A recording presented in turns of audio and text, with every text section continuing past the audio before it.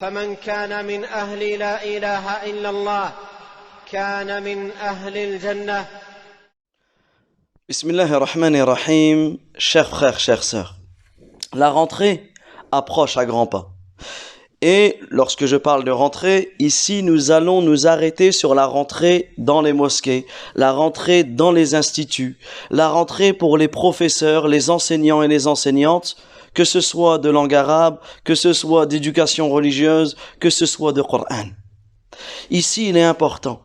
Donc là, ce message s'adresse à tout le monde, bien sûr, mais plus particulièrement aux mu'allimoun et aux mu'allimat, à ceux qui enseignent le bien, à ceux qui enseignent la religion. Sachez, chers frères, chères sœurs, qu'Allah tabaraka wa ta'ala vous a choisi. Et il est important, lorsque tu as cette fonction de mu'allim ou de mu'allima, de oustaz ou de oustada, c'est de prendre conscience qu'Allah subhanahu wa ta'ala t'a donné un énorme bienfait. Allah azza wa jal t'a ouvert une porte du bien, ne la ferme pas. Le mu'allim et la mu'allima doivent prendre conscience de l'importance de cela. Qu'Allah subhanahu wa ta'ala t'a choisi.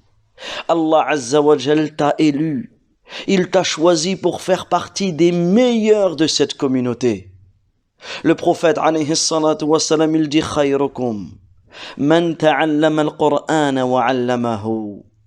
Les meilleurs d'entre vous sont ceux qui ont appris le Coran et qui l'ont enseigné. Et ce hadith, il a été rapporté par Sa'd ibn Ubaydah. Et Sa'd l'a entendu lui-même de Abu Abdurrahman, et Abu Abdurrahman l'a rapporté de Uthman ibn Affan radiyallahu anhu. Mais Sa'd ibn Ubaydah, écoutez ce qu'il dit. Il dit, rahmatullahi alayhi, Abu Abdurrahman, donc son cheikh, celui qui a pris le hadith de Uthman ibn Affan. Il a dit, Abu Abdurrahman a enseigné le Coran depuis le califat de Uthman ibn Affan jusqu'au califat d'Al-Hajjaj.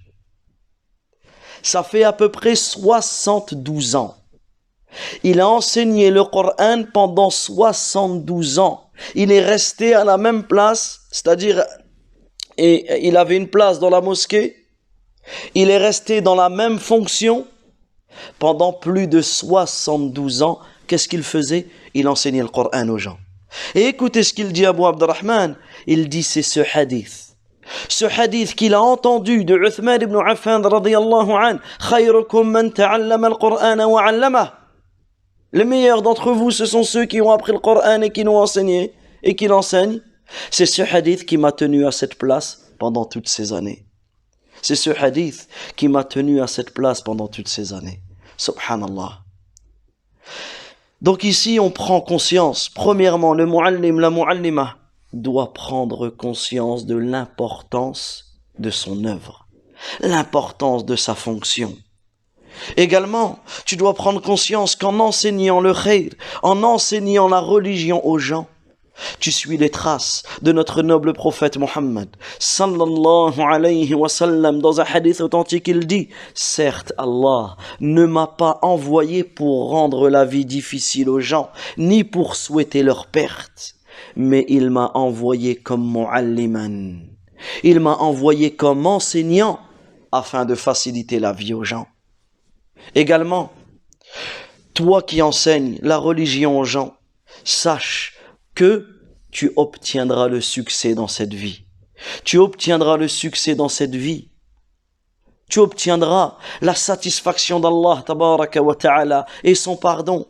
Le prophète alayhi salatu wa salam dit dans le sens du hadith, Allah, ses anges et les habitants des cieux et de la terre jusqu'à la fourmi dans sa fourmilière et le poisson dans la mer, invoquent, prient en faveur de celui qui enseigne le bien aux gens. Ça, c'est dans cette vie. Que dire après ta mort? Le prophète alayhi salatu wa salam nous enseigne que la personne, lorsqu'elle meurt, tous ses actes, toutes ses actions s'arrêtent, sauf 3 catégories d'actions. Et parmi ces 3 catégories d'actions, ilmun yuntafa'u bih. Une science que tu as laissée. Une science que tu as laissée. Et les gens vont en profiter après ta mort. Il y a quoi de plus beau que d'enseigner aux gens ne serait-ce que la Fatiha, la sourate la plus importante du Coran. Tu prends un enfant et tu lui enseignes la Fatiha. Que ce soit tes enfants, que ce soit tes petits frères, tes petites sœurs, tes cousins, tes voisins, ou que ce soit tes élèves. Tu leur enseignes la Fatiha. À chaque fois, et au minimum nous la récitons 17 fois par jour, à chaque fois que cet enfant, durant toute sa vie jusqu'à sa mort, récitera la Fatiha, tu auras une part de hasanat. Tu auras une part de son œuvre. Ad-dalu ala al-khayr kafa'ili. Celui qui indique un bien aura la même récompense que celui qui l'a fait. Que dire d'enseigner la prière, d'enseigner le tawhid, d'enseigner la sunnah, d'enseigner le khayr, la religion, aux gens d'une manière générale et plus particulièrement aux enfants. Donc il est important que chacun d'entre nous prenne conscience de cela, de l'importance d'enseigner, d'être enseignant, d'enseigner le bien, que ce soit à une classe, si ta fonction c'est d'être muallim ou muallima, ou que ce soit à tes enfants, à tes proches, à ta famille, ne serait-ce qu'à une seule personne. Et je terminerai sur une histoire qui s'est passée avec l'imam Sa'di, rahmatullahi alayhi. L'imam Sa'di, il avait un élève.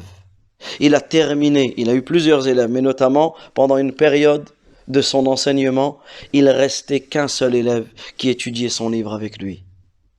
Cet élève était qui? Cet élève, c'était Cheikh Al-Uthaymin, rahmatullahi alayhi. Il a terminé ce livre, il a enseigné à 7 élèves. Il s'est déplacé, il a enseigné à un seul élève. Mais regardez, qui était cet élève? Cheikh Al-Uthaymin, rahmatullahi alayhi, jusqu'à aujourd'hui, il n'y a pas, ou très peu, de coin dans le monde où il n'y a pas un livre du Cheikh qui est enseigné, un livre du Cheikh qui est lu, une cassette du Cheikh qui est écoutée, et sa science. Le Cheikh est mort, rahimahullah, mais en réalité, c'est comme si qu'il était vivant, puisque ses hasanat continuent à perdurer. Wallahu ta'ala a'lam, wa sallallahu wa sallam ala nabiyyina Muhammad wa ala alihi wa sahbihi ajma'in. فمن كان من أهل لا إله إلا الله كان من أهل الجنة